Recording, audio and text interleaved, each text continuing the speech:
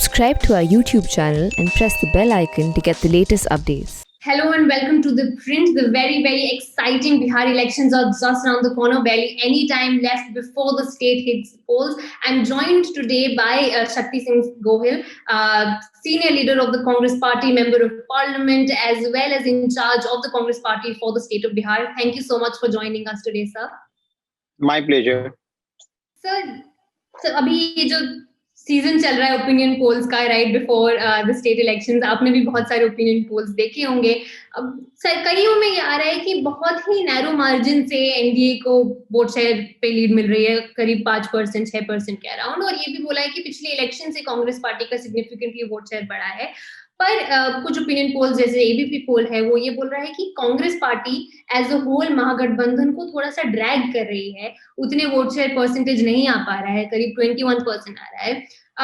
और काफी क्रिटिसिज्म ये मिल रहा है कि कांग्रेस पार्टी को 10-15 एक्स्ट्रा सीट मिल गई, उनको 50 के अराउंड मिलनी चाहिए थी, तो शायद महागठबंधन का बेटर स्कोप होता है। डू यू थिंक ये इसमें कुछ सही बात है कि ज्यादा नंबर ऑफ सीट्स के चक्कर में कहीं बहुत नुकसान ना हो जाए महागठबंधन का एज अ होल?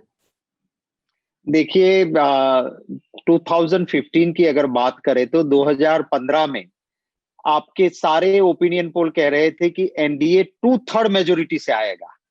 आपका एग्जिट पोल भी सारे कह रहे थे कि बस एनडीए ही जीतेगा और महागठबंधन का कुछ नहीं है। जब असली नतीजे आए तो रिजल्ट कुछ और ही था। ये चाणक्य जी की भूमि की जनता है, यहाँ पे बहुत ही सोच समझ के वोट होती है। आपके सारे ओपिनियन पोल है वो गलत साबित होगी। आपने देखा होगा राहुल जी, और अभी तेजस्वी भाई की हमारी हिसुआ में रैली हुई।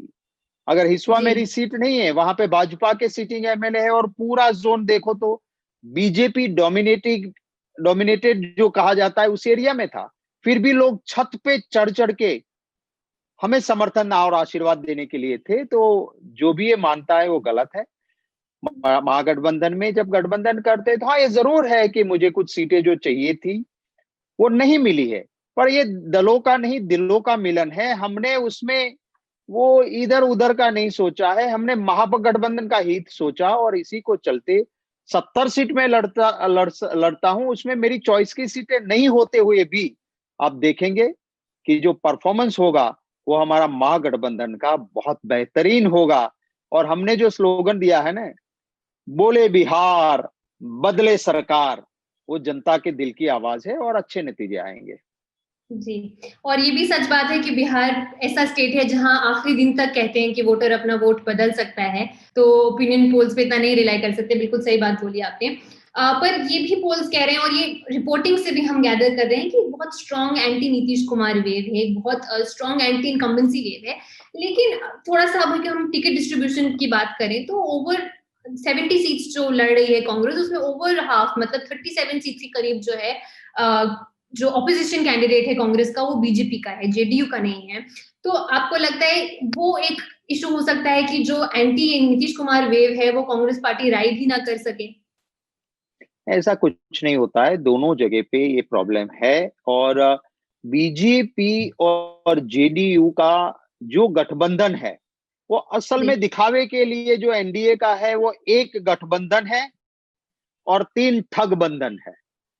भाजपा के हाथ में चिराग है, उस चिराग से भाजपा अपना घर रोशन करना चाहती है, और उसी चिराग से जेडीयू का घर भाजपा जलाना चाहती है।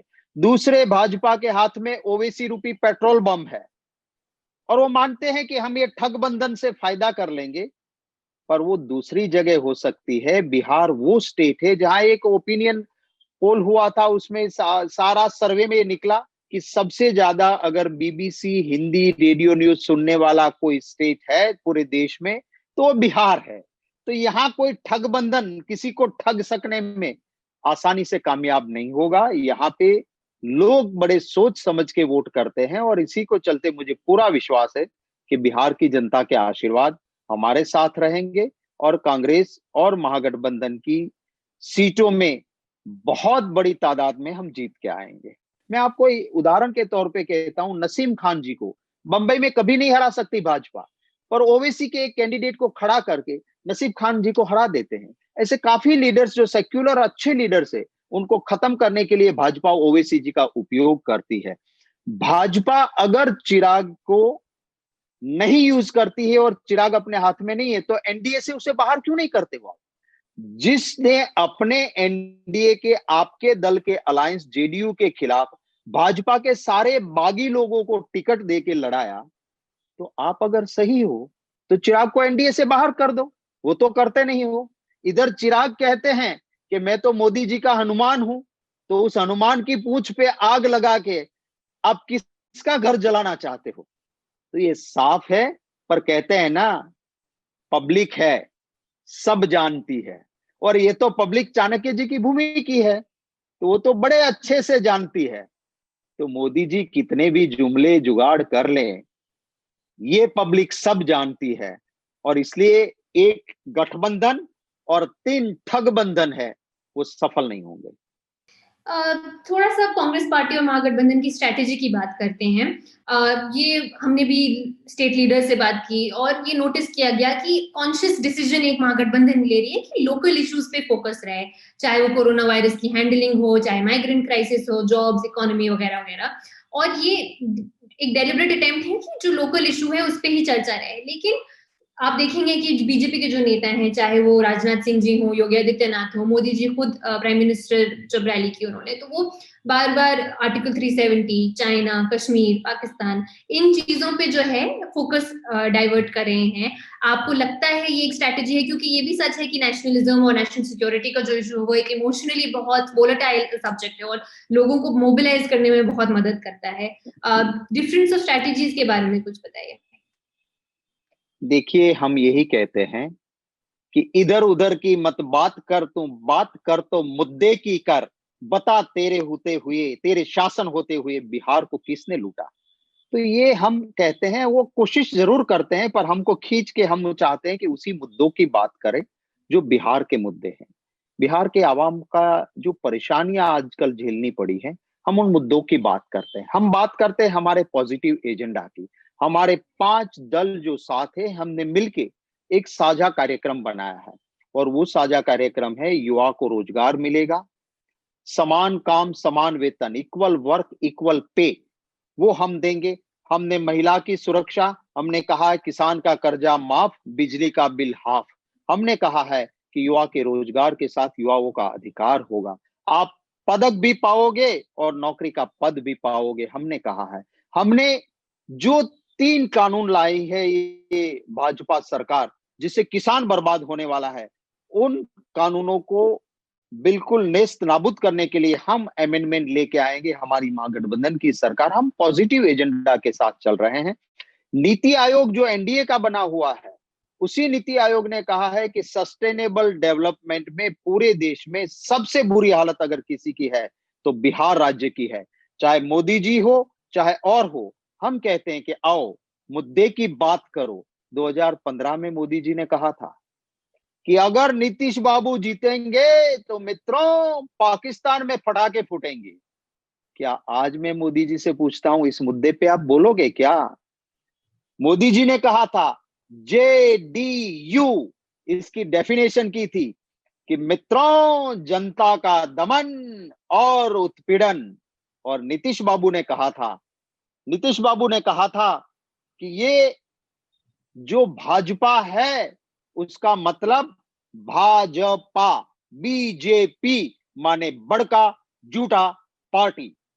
क्या आज वो सारी डेफिनेशन भूल गए हैं? हम कहते हैं बात मुद्दे की करो कि जो इस देश में हालत बने हैं, कोरोना का हो, चाहे इकोनॉमी हो, चाहे श्रमिक मजदूर हो, उन सभी पे जो बड़ी दिक्कतें आई है यहाँ के लोगों की, हमने कहा है कि हम श्रमिकों के लिए व्यवस्था करके एक अच्छी व्यवस्था पैदा करेंगे। तो इन मुद्दों की बात हम करेंगे। एक चाहे कितना भी भड़काना चाहे, उनसे बिहार की जनता इधर उधर की बात में नहीं जाएगी। हम मुद्दों पे चुनाव लड़ रहे हैं और मुद्दों पे ही चुनाव लड़ना चाहते हैं। ये भाजपा चाहे कितनी भी कोशिश करे, ये चाणक्य जी की भूमि की जनता है, यहाँ पे उनको गुमराह नहीं कर पाएंगे।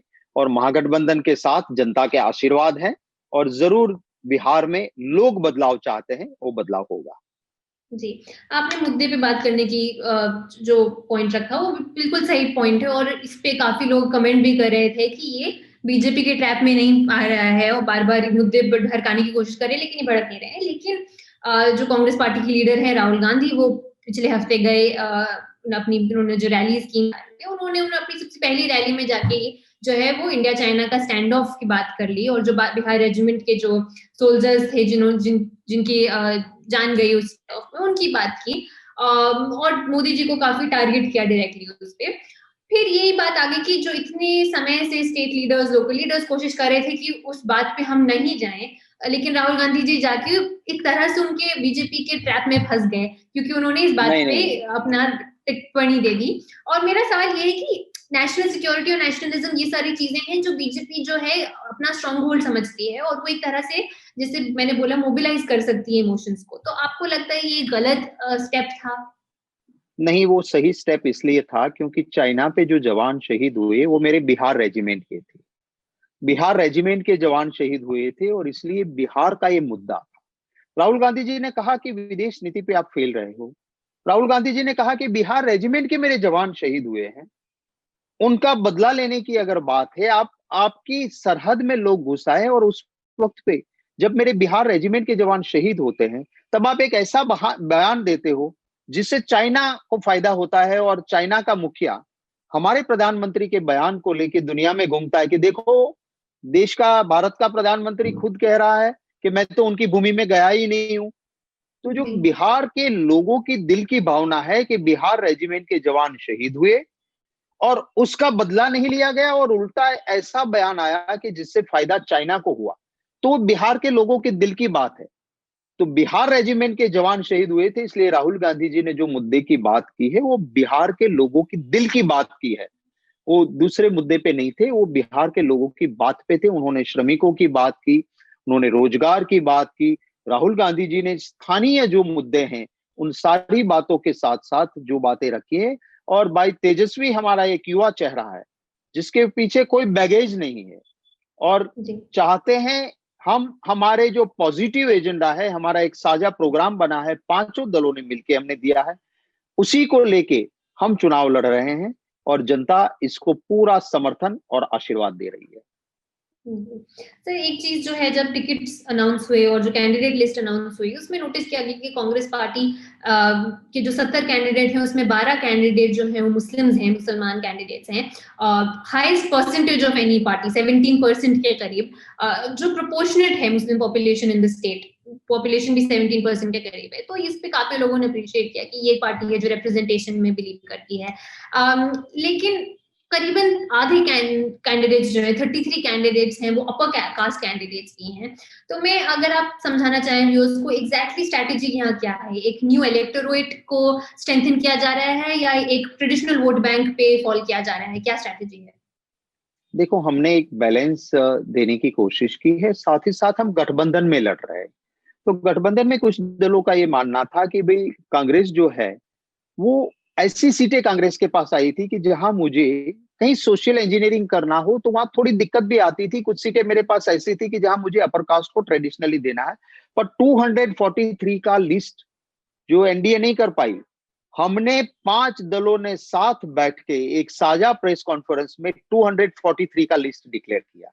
और अगर वो 243 का लिस्ट आप देखेंगे तो एक सोशल इंजीनियरिंग हुआ है, एक बैलेंस हुआ है और सभी का कहीं ना कहीं हमने पिछड़े, अति पिछड़े, दलित, हमने उसमें पासवान वोटर भी है, राम वोटर भी है, उसके प्रतिनिधियों को भी देने की कोशिश की है। मुस्लिम बिरादरों में हमने सभी को बैलेंस करने और सभी रीजियन में, नहीं कि एक ही रीजियन में दे दिए, अलग अलग जगह पे। और कुछ नए युवा चेहरे भी दिए हैं हमने, भूमियार, ब्राह्मीण, राजपूत, उनको भी प्रतिनिधित्व दिया है। तो कहीं पे जो एक अति पिछड़े में हलवाई कम्युनिटी है तो उनको जी भी रिप्रेजेंटेशन देने की कोशिश की है। कहीं युवा है तो उसको भी देने की कोशिश की, महिलाओं का प्रतिनिधित्व भी दिया है। तो हमने एक कोशिश की है कि लोगों को अपना नुमाइंदा चुनने में, अपना रिप्रेजेंटेशन हाउस में, विधानसभा में ठीक रहे, उसकी पूरी कोशिश की है। आपने तेजस्वी यादव की बात की, एक क्राउड पुलर की तरह वो इमर्ज हो रहे हैं, जिस तरह से वो क्राउड आ रहा है उनकी उनकी रैलीज में। चीफ मिनिस्टेरियल फेस वही है महागठबंधन के? आपसे ये सुनना चाहूंगी क्योंकि अभी तक किसी ने एक्सप्लिसिटली नहीं बोला है महागठबंधन से। ये बिल्कुल हमने बोला है, आरजेडी हमारी बड़ी पार्टी है और तेजस्वी भाई हमारा चेहरा है। आरजेडी का ये अधिकार है अपना चीफ मिनिस्टरियल कैंडिडेट देने का, और जब आप गठबंधन में साथ जाते हो तो बड़ी पार्टी का जो चेहरा होता है, और भाई तेजस्वी ने बहुत साफ किया है कि मैं सभी जाति को, सभी मजहब को, सभी को साथ लेके चलना चाहता हूं। मैं किसी ने कहीं पास्ट में कोई गलती भी की होगी तो मैं वो नहीं करने वाला हूं। मैं सबका हूं, बिहार का बेटा हूं, आपका बेटा हूं, नेता बन के नहीं आया हूं, बेटा बन के आया हूं, और आप सभी के साथ और आशीर्वाद के साथ मैं काम करना चाहता हूं। हमने जब साझा प्रोग्राम करने के लिए भी बैठे, मैं जरूर उनकी तारीफ करूंगा कि जो हमारे कुछ मुद्दे थे वो हमने साथ बैठे, हमने भोज साथ में रखा था, पांचों पार्टी हम साथ बैठे थे और हमारे बीच में कोई डिस्प्यूट नहीं हुआ। हमने साथ बैठ के साझा कॉमन मिनिमम प्रोग्राम जो बनाया है, और वो सिर्फ दिखावे के लिए नहीं, हमने इकोनॉमिस्ट से बात की, बिहार के बजट को समझा, और उस बिहार के बजट को नजर में रखते हुए हम जो कर सकते हैं वही कहा है। हम वो नहीं है जो बीजेपी के एक पास्ट प्रेसिडेंट ने कहा था कि चुनाव के वक्त तो हम जो कहते हैं ना वो तो जुमला होता है, वो करने थोड़ा ही होता है। हम ये नहीं कहेंगे कि चुनाव से वक्त हमने कहा था वो जुमला था। चुनाव के वक्त जो कहा है वो करके दिखा सके, वही मुद्दे हमने रखे हैं। हमने कोई ना जुमलेबाजी की है, ना कोई जुगाड़ किया है। हमने सच्चाई आवाम के साथ रखी है, और इसीलिए हम जहां जहां जाते हैं वहां भीड़ इकट्ठी होती है आशीर्वाद देने के लिए, समर्थन देने के लिए, और वही वोटों से झोली भर देंगे और एक महागठबंधन की सरकार बनेगी। सिर्फ शासन लेने के लिए नहीं, सेवा की साधना के लिए वो सरकार होगी। फाइनली सर, मेरा आखिरी क्वेश्चन, राहुल गांधी जो है एक स्टार कैंपेनर की तरह से हैं बिहार इलेक्शंस में कांग्रेस पार्टी के, महागठबंधन के। आपको लगता है फिर ये इलेक्शन जो है, स्टेट इलेक्शन वो डाय है for the Congress party, not just state के लिए, नॉट जस्ट बिहार कांग्रेस के लिए, पर ये भी कि अगर इस इलेक्शन में कांग्रेस पार्टी अच्छा करती है तो ये राहुल गांधी के पोर्टफोलियो में ऐड होता है, और ये उनकी फिर से इलेक्शन जो कांग्रेस पार्टी का होगा प्रेसिडेंट कैंडिडेट के लिए, उसके लिए जो है उनका जो स्ट्रेंथन करेगा उनका जो पूरा उस पे क्लेम है। आपको लगता है उस तरह से ये बहुत क्रूशियल इलेक्शन है फॉर द पार्टी और फॉर राहुल गांधी? देखिए, राहुल गांधी जी हमारे नेता है। Modi and moral travel in opposite direction, where here is the leader जो मॉरल को मानते हैं, जो दिल से मानते हैं, वही बोलते हैं, और बोलते हैं वो करके दिखाते हैं। और इसीलिए लोग राहुल गांधी जी को पसंद करते हैं। वो इधर उधर का जुगाड़ करके झूठ बोलना, वो ऐसी राजनीति नहीं करते हैं। और इसीलिए हमारे नेता वो थे, है और परमानेंट रहेंगे हमारे नेता, क्योंकि इस देश के युवाओं की वो आशा है। वो बात तो 2 करोड़ नौकरियां खुल जाएगी और फिर कुछ हुआ नहीं, जॉब चले गए। महाभारत का युद्ध 17 दिनों में जीते थे, कारानों का 21 दिन में जीत लेंगे, और फिर लोग बर्बाद हो गए। अगर सही मायने में मैनेजमेंट किया होता तो आज देश की हालत ये नहीं होते। आजादी के बाद हमारे आस पास के देशों के साथ जो एक्सटर्नल अफेयर्स पॉलिसी, विदेश नीति में जितने हम सफल रहे थे, चाहे वो भाजपा की सरकार हो या और सरकार हो, हमारे इतने रिश्ते कभी खराब नहीं हुए। हम कभी विदेश नीति पे राजनीति नहीं करते हैं। और बड़े दुख की बात है कि हिंदू राष्ट्र है नेपाल, तो वहां पर भी हमारे रिश्ते बिगड़ जाते हैं। हमारा बांग्लादेश जो इंदिरा जी के वजह से एक नया देश पैदा हुआ था, उसके साथ भी रिश्ते ठीक नहीं रहे। और आप विदेश नीति फ्लिप फ्लॉप पे नहीं चलती है। आप चाइना के मुखिया को बुला के झूला झुलाते हो अहमदाबाद में, और उसी वक्त चाइना अपने मैप में हिंदुस्तान का एरिया दिखा देता है। आप कौन सी विदेश नीति पे सफल रहे? किसी भी इस देश के प्रधानमंत्री ने कभी पाकिस्तान के मुखिया को अपने शपथ समारोह में नहीं बुलाया था। मोदी जी ने बुला लिया, और उसके बाद क्या हुआ? पठानकोट होता है, हमारे जवान शहीद होते हैं, बिना बुलाए आप पाकिस्तान चले जाते हो। ये सारी चीजें हैं, पर ये राष्ट्र के अन्य मुद्दों से होगा। बिहार का चुनाव हम बिहार के इश्यू पे लड़ेंगे, बिहार के मुद्दों पे लड़ेंगे, और बिहार का मुद्दा है वो इस यहाँ पे किसान परेशान है, युवा रोजगार मांगता है उसे लाठी मिलती है, मेरा शिक्षक आत्महत्या करने पर मजबूर होता है, जो बिहारी बाबू मेरे बिहार के युवा यूपीएससी में टॉपर्स के लिस्ट में सबसे आगे रहते हैं, वहां उनकी दिक्कत है। यहाँ की 5 लैंग्वेजेस जो बोली जाती है, वो पांचों स्थानीय लैंग्वेजों के बढ़ावे के लिए कुछ नहीं हो रहा है। तो ये सारे मुद्दे जो है, महिला सुरक्षित नहीं है। जहां पे मुजफ्फरपुर कांड में जिसको सुप्रीम कोर्ट के कहने पे एक्यूज बना के मंत्री से हटाना पड़ा था, आज उसी को फिर से टिकट देके एनडीए चुनाव लड़ा रही है। किस मुंह से वो बात करेंगे? इन सारे मुद्दों को लेके हम चुनाव में जा रहे हैं और बिहार की जनता के आशीर्वाद से जरूर हमारी सरकार बनेगी। Thank you so much for joining us, Shakti Singh Goel ji. बहुत शुक्रिया. All the best for the future campaigning and for the elections. Thank you. Thank you very much. Pleasure talking to you. All the best. Pleasure talking to you, sir.